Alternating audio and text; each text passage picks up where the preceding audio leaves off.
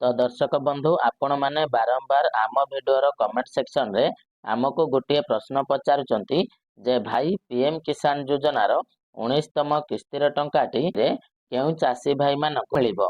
तो चलंतु आजिर ए वीडियो रे आमे ए नेकी संपूर्ण डिटेल्स जानिबा जे वर्तमान केउ चासी भाई मानक पीएम किसान योजनार 19तम किस्तिर टंकाटी मिलिबो। तो भिडियोटी को शेष पर्यंत निश्चय देखिए एवं ता सहित वीडियो को गोटे लाइक करके चैनल टी को मध्य सब्सक्राइब करेंगे। तबे वर्तमान मोस्ट इंपोर्टेंट पॉइंट जे यही 19तम किस्तिर टंकाटी केउ चासी भाई मानक मिलवा जाउची। तो समस्त चासी भाई मानक पीएम किसान योजनार 19तम किस्तिर टंकाटी मिलिबो नाही एटा मध्य आपण माने मन रखंतु। तो चलंतु वर्तमान मु आपण मानक कहूची जे केउ चासी भाई मानक टंका मिलिबो एवं केउ चासी भाई मानक एही टंकाटी मिलिबो नाही। तो देखंतु प्रथमतः आपणकर तीनोटी जिनिस रहिछि।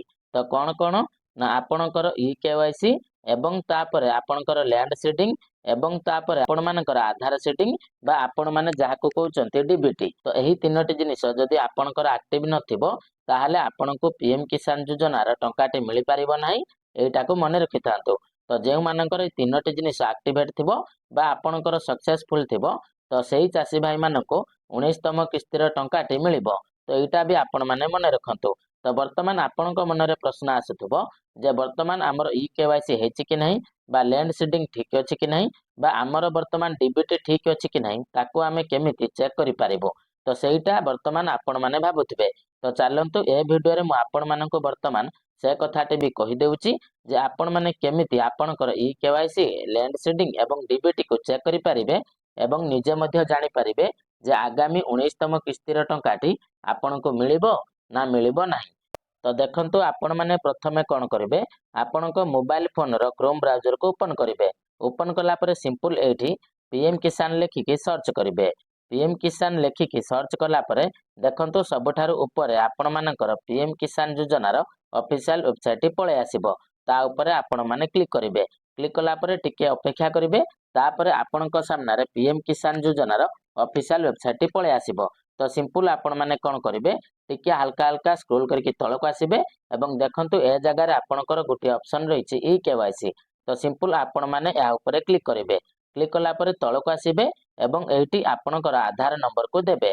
तो जेउ व्यक्ति पीएम किसान योजना रे अप्लाई करिथिबे बा जेउ व्यक्ति पूर्वरु पीएम किसान योजना रे टंका पाउथिबे आपण माने तांकर आधार कार्ड नंबर को ए जगह रे देबे।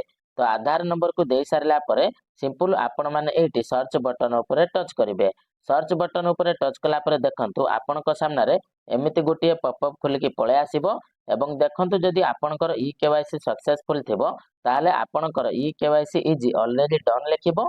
जदि ई केवाईसी नथिबो ताहाले आपणकर ए जगह रे e KYC is not done मध्ये लेखिदबो बा आपणकर ई केवाईसी अनसक्सेसफुल मध्ये देखै दबो। तो जदि आपणको एभली ऑलरेडी डन देखौची ताहाले आपणको चिंता करिबार नाही। आपणको पीएम किसान योजना रे टंकाटे मिलि पारिबो जदि आपणकर लैंड सीडिंग आ डीबीटी एक्टिवेट थिबो। आ जदि ए जगह रे आपणकर अनसक्सेसफुल देखौची ताहाले तुरंत आपण माने आपणकर जनसेवा केंद्र को जाईकी आपणकर ई केवाईसी टिको करे नियंतु। तापरे आपणको आपणको टंकाटे मध्ये मिलि पारिबो। तो चलंतु वर्तमान आमे जानिबा जे केमिति आपण आपणको मोबाइल फोन रे आपणकर लैंड सीडिंग एवं डीबीटी को चेक करिवे। तो सेति पई आपण माने एठी नो ईयर स्टेटस रो जो ऑप्शन रहिछि ता ऊपर क्लिक करिवे। ता ऊपर क्लिक कला परे देखंतु आपणको सामने रे एमिति गोटे पेज आसीबो। तो सिंपल वर्तमान आपण माने ए जगह रे आपणको पीएम किसान योजना रो रजिस्ट्रेशन नंबर को देबे एवं तापरे एठी कैप्चा कोड को देबे एवं गेट ओटीपी ऑप्शन ऊपर क्लिक करिवे एवं आपणकर e KYC register mobile number रे आपणकर गोटे ओटीपी जिवो। तो सेही ओटीपी को आपण माने ए जगह रे देबे। तो चलंतु मु आपनको करिके देखै दोउची आउ हां ता सहित मने रखंतु बा आपण माने जानि नियंतु जदि आपण माने आपणक पीएम किसान योजनार रजिस्ट्रेशन नंबर को जानि नांती ताहाले ताको आपण माने केमिति बाहर करिवे। तो सेटा प्रथमे मु आपण मानको कहि दोउची। तो सेति पई आपण माने एठी न्यू ईयर रजिस्ट्रेशन नंबर ऊपर क्लिक करिवे।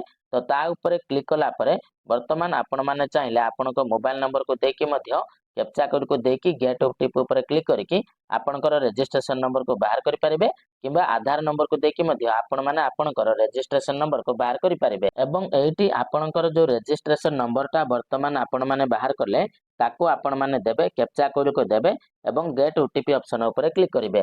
तो चलतु बर्तमान मु करके मध्य आपनको देखै दउची। तो देखंतु जेमिति मु वर्तमान गेट ओटीपी ऑप्शन पर क्लिक करूची मोर ओटीपी वर्तमान मो आधार कार्ड सहित जो मोबाइल नंबर टी लिंक थिबो तो सही मोबाइल नंबर को जाइथिबो। तो सिंपल वर्तमान मु कोन करबी ना सही ओटीपी नंबर को ए जगह रे देई देबी। तो ओटीपी को देई सारला पर आपण माने सिंपल गेट डाटा ऊपर क्लिक करिवे एवं तापर हल्का हल्का तळ को स्क्रॉल करिवे। स्क्रॉल कला पर प्रथमे देखंतु आपणकर पर्सनल इन्फॉर्मेशन पळे आसुची तापर आउ टिके तळ को स्क्रॉल करिवे। द्वितीय रे देखंतु आपणकर एलिजिबिलिटी स्टेटस रहिची एवं तृतीय रे आपणकर लेटेस्ट इंस्टॉलमेंट डिटेल्स मध्ये रहिची। तो देखंतु ए जगह रे एफटीओ प्रोसेस रे आपण मानकर नो लेखुची एवं सब किछि फांका मध्ये पडिची। तो ए जगह रे फांका आपणकर कोन पई पडिची ना ए पर्यंत जेहेतु आपनको पीएम किसान योजनार 19तम किस्तीर टंकाटी मिली नहीं तो सेथि पई आपणकर ए जगह रे सब किछि फांका पडिची एवं सेथि पई आपणकर रेड क्रॉस मध्ये रहिची। तो जते बेले आपनको 19तम किस्तीर टंकाटी मिली जिवो तो ए जगह रे आपणकर सब किछि डिटेल्स ऑटोमेटिक पळे आसीबो एवं आपण माने मध्ये चेक करि पारिबे। तो मेन इंपोर्टेंट जिनिस वर्तमान जोटा आपणकर रहिची जे लैंड सीडिंग आ डीबीटी। तो सेथि पई आपण माने एठी एलिजिबिलिटी स्टेटस ऊपर क्लिक करिवे। क्लिक कला पर देखंतु तीनोटी ऑप्शन आपणकर मुख्यतः रहिची बा तीनोटी जगह रे देखंतु आपणकर टिक चिन्ह मध्ये बाजिची। प्रथमतः आपणकर लैंड सीडिंग रहिची, ई केवाईसी स्टेटस रहिची, Aadhaar bank account seeding status रहिची। तो एही तीनोटा जिनिस जदि आपणकर ठीक बाजिथिबो ताहाले आपण माने जानिबे जे आपणको गारंटेड 100% पीएम किसान योजनार टंकाटी मिलिबाको जाउची एवं केही भी आपणकर टंकाटी को अटकाई की रखि पारिबे नाही। तो आपनको 100% पीएम किसान योजनार 19तम टंकाटी मिलिबो। तो एटा भी आपण माने मन रखि थांतो। एवं लैंड सीडिंग आपण माने केमिति करिवे जदि आपनको ए जगह रे रेड सिंबल आसुथिबो बा ए जगह रे अनसक्सेसफुल देखौथिबो ताहाले आपण माने कृषक ओडिसा पोर्टल रे जाय कि आपणकर से जो लैंड सीडिंग को कंप्लीट करे नेबे।